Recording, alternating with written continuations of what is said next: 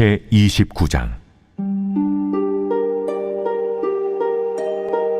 선지자 예레미야가 예루살렘에서 이 같은 편지를 느부갓네살이 예루살렘에서 바벨론으로 끌고 간 포로 중 남아있는 장로들과 제사장들과 선지자들과 모든 백성에게 보냈는데, 그때는 여고니아 왕과 왕후와 궁중 내시들과 유다와 예루살렘의 고관들과 기능공과 토공들이 예루살렘에서 떠난 후라.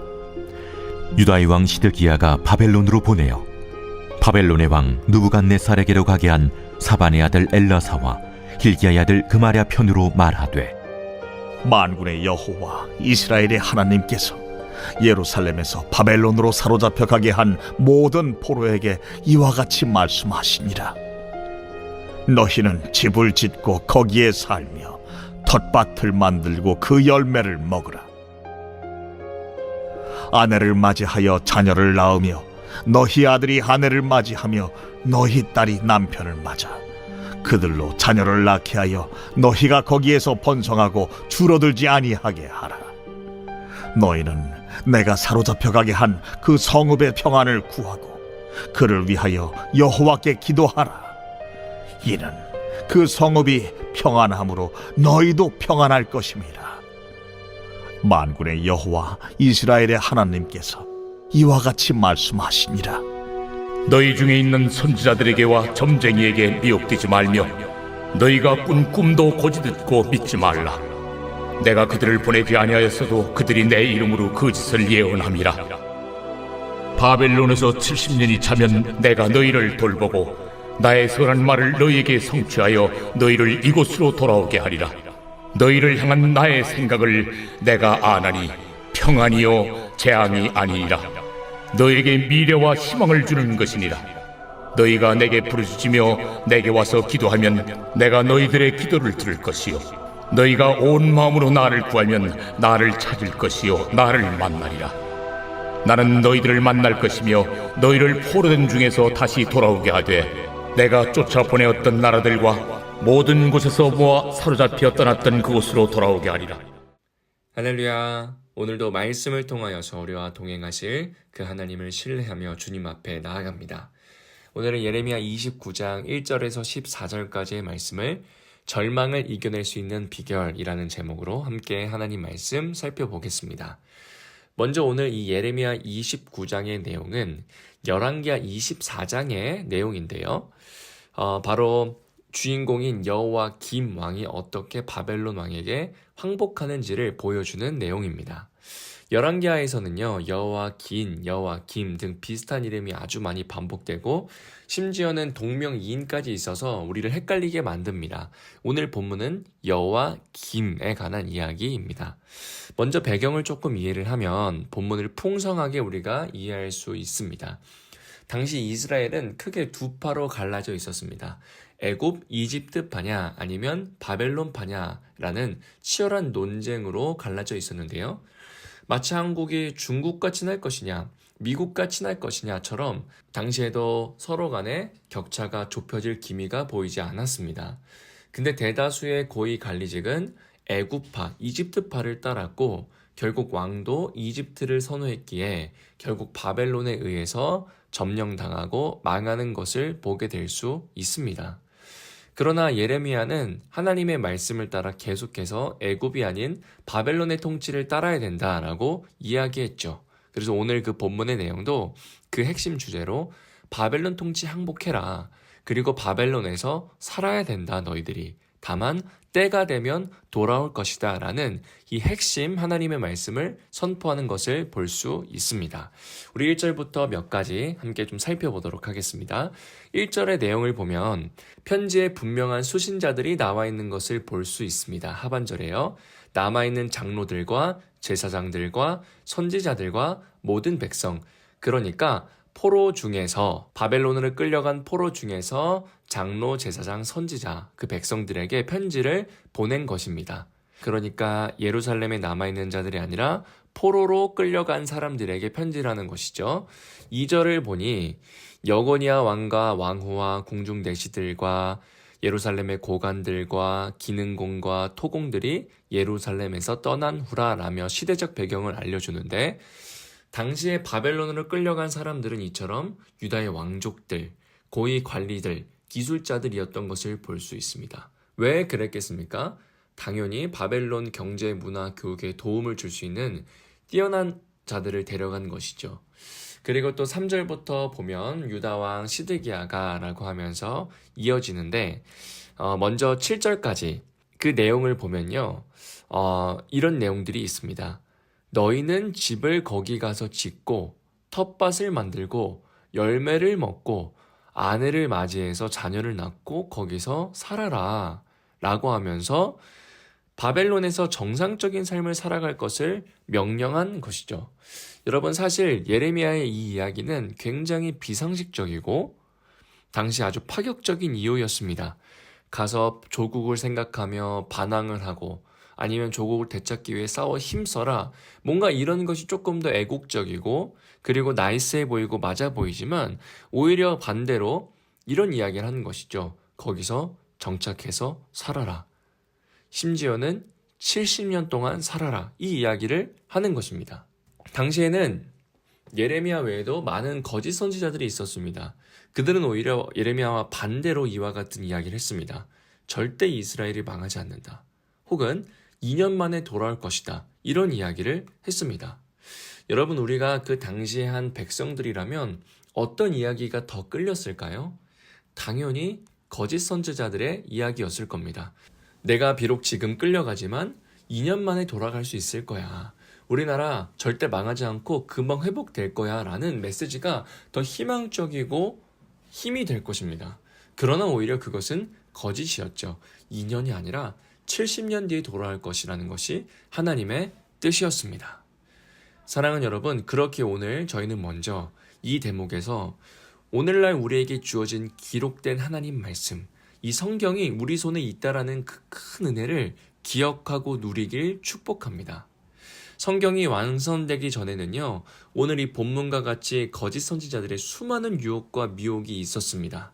그들은 무척이나 혼란스러울 것입니다. 누구의 이야기가 맞는 것일까? 어떻게 되는 것일까? 그러나 오늘 우리가 너무나 주님을 기쁘고 감사하게 찬양해야 될 것은 오늘날 우리 손에 주어진 이 하나님의 완성된 계신 성경이 우리 가운데 주어졌다라는 것입니다. 성경이 때로는 매우 두껍게 느껴져서 때로는 읽을 엄두조차 안 날 때가 많지만, 사실 하나님이 누구신지, 구원이란 무엇인지, 그리고 하나님의 뜻이 무엇인지, 앞으로 예수 그리스도께서 어떻게 오실 것인지, 이런 것들에 대해서 분명하게 자기 자신을 계시한 것을 심지어 66권 안에 끝내셨다라는 것은 기적 중의 기적이며 하나님의 놀라운 지혜인 것입니다. 성경이 무척이나 두껍게 우린 여겨지지만, 만약 우리가 아무것도 하지 않고 성경만 읽는다면 일주일 혹은 10일이면 하나님의 말씀을 다 읽을 수 있는 충분한 분량입니다. 이것이 하나님의 큰 지혜이죠. 이처럼 성경의 계시가 완성되지 않은 이때는 거짓이 난무했습니다. 그렇게 오늘 하나님께서는 하나님의 사람인 예레미야를 통하여서 그것은 잘못된 것이며 반드시 70년이 지나야 돌아올 것이다 라는 이야기를 해주는 것입니다. 그렇게 오늘도 눈에 보이는 사람의 소리를 쫓기 이전에 우리는 먼저 분명히 계시된 하나님 말씀인 성경을 주목해야 됩니다. 하나님께서 무엇을 말씀하시는 것인지, 하나님께서 어떤 약속을 해주셨는지 오늘 그 성경을 통하여 주님을 만나야 됩니다. 8절과 9절을 보면 알 수 있듯이 이처럼 언제나 거짓 선지자들과 점쟁이들이 존재했습니다. 내가 그들을 보내지 아니하였어도 그들이 내 이름으로 거짓을 예언함이라 라며 여호와의 말씀과는 다른 거짓 선지자들을 지적하는 것을 볼 수 있습니다. 오늘날 유튜브를 보면, 오늘날 세상을 보면 끊임없는 이것이 진정한 진리이다 라는 끊임없는 거짓이 우리를 유혹하고 미혹합니다. 이것이 행복이며 이것이 기쁨이며 이것만이 전부다 라는 수많은 것들로 우리를 유혹합니다. 때론 그것이 돈이 되며, 때로는 그것이 이성이 되며, 때로는 눈앞에 보이는 그 쾌락만이 전부인 것처럼 우리를 코너로 몰아가지만, 그런 수많은 거짓 세상의 소리가 아닌 여호와 하나님의 소리에 귀 기울일 때 우리는 참된 진리의 말씀 앞에 반응할 수 있다라는 사실입니다. 또한 10절을 보면 여호와께서 이같이 말씀하시라면서 바벨론의 70년이 차면이라고 하며 70년 뒤에 회복될 것을 약속해 주십니다. 여러분, 이 말씀을 보면 70년 정말 길다. 하나님 참 무서우신 분이시다. 하나님의 회초리는 참 무섭구나 라고 우리가 생각을 할 수도 있지만, 반면 이렇게 한번 생각을 해보면 어떨까요? 하나님께서는 반드시 그 기간이 짧은 기간은 아니지만 그렇다고 영원히 포로는 절대 아니라는 소망을 동시에 약속해 주신 것입니다. 하나님의 때가 되면 예루살렘으로 돌아갈 것을 말씀하십니다. 여러분, 그렇게 이 70년이라는 숫자는 우리를 숨막히게 하고 어렵게 하는 것이 아니라 오히려 끝을 알려주며 소망과 회복을 약속해 주시는 소망의 하나님, 회복의 하나님, 그리고 반드시 하나님의 백성들을 포기치 않으실 그 하나님의 사랑이 녹아져 있는 것입니다. 여러분, 마라톤 주자들은 일반인이 엄두도 못 낼 그 긴 코스를 어떻게 완주할 수 있을까요? 바로 정확한 코스를 알기 때문입니다. 언제 어디서 끝날지를 알기에 처음부터 막 달리는 것이 아니라 페이스를 조절해서 구간마다 전략을 세웁니다. 만약 코스를 모르고 언제 끝날지를 모르는 경주라면 마라톤 선수라도 그것을 완주할 수 있겠습니까? 불가능할 것입니다. 숨이 막힐 것이고 답답할 것이고 꽤 많은 이들이 중도 포기를 할 것입니다. 여러분, 그렇듯 사람이 가장 좌절스러운 순간은 고통이 언제 끝날지 모르는 무기한적인 고통인 것입니다. 그러나 언제 끝나는 것을 안다면 버틸 힘이 생깁니다. 사랑하는 여러분, 오늘 말씀과 같이 이 70년의 기간은 숨막히고 어려운 것이 아니라 분명한 회복을 약속해 주시는 하나님의 은혜였습니다. 오늘도 우리 말씀을 붙들고 적용하여 우리는 이것을 반드시 기억해야 됩니다. 지금 내 눈앞에 펼쳐져 있는 그 고통과 고난이 결단코 영원하지 않을 것임을 주님은 약속해 주십니다.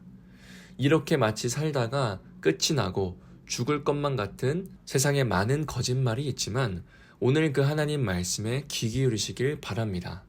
모든 것은 하나님의 주권 안에 있으며 반드시 하나님의 때에 맞게 진행되며 하나님의 주권에 맞게 때가 되면 마치고 회복되고 돌아올 것이라는 것입니다.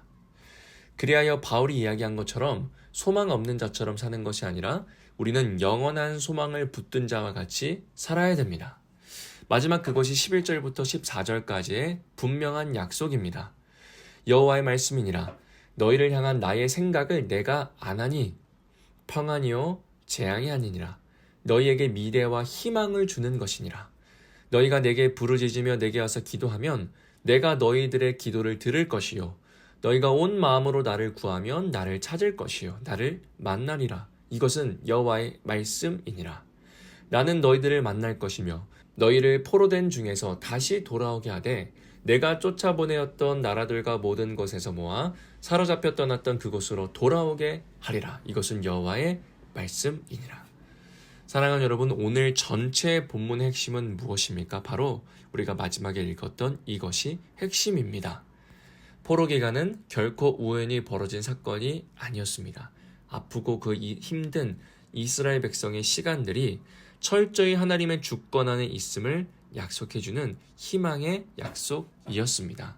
그렇듯 하나님은 절단코 하나님의 백성들을 방치하여서 스스로 살아가라 라고 말씀하시지 않습니다. 포로 생활 기간을 어떻게 살아야 하는지 그리고 왜 인내해야 하는지를 분명하게 보여주시는 것입니다. 오늘 하루도 그 하나님의 말씀을 붙들며 정말 때로는 끝이 보이지 않는 그 순간에도 여호와를 신뢰하는 하루가 되길 간절히 축복합니다. 함께 기도하시겠습니다. 하나님 아버지, 언제나 여호와 하나님의 주권을 믿기에 눈앞의 작은 시련들과 고난과 고통에 흔들릴 수는 있지만 결코 쓰러지지는 않게 하여 주시고 모든 것이 주님의 주권 안에 있기에 그 주님의 때를 기대하며 인내하며 버티며 신뢰할 수 있는 믿음을 우리에게 허락하여 주시옵소서. 하나님, 특별히 완성된 계시, 하나님의 분명한 지혜, 하나님의 말씀을 우리 손에 쥐어주신 그 은혜를 찬양합니다. 감사합니다. 세상의 거짓 소리 쫓아 살아가는 우리가 아니라 영원하신 하나님의 진리의 말씀, 성경의 소리를 날마다 들으므로 하나님 진리를 쫓아 살아가는 우리 모두가 되길 하나님께서 붙드시고 인도하여 주시옵소서. 언제나 우리 가운데 소망을 약속해 주시는 주님을 신뢰하며 주님을 찬양하며 이 모든 것 우리 구주 예수 그리스도의 이름으로 기도드립니다. 아멘. 오늘 특별히 말씀을 붙들고 그리고 몸이 아프고 지친 우리 환우들을 위하여서 시간 함께 기도하도록 하겠습니다. 기도하시겠습니다.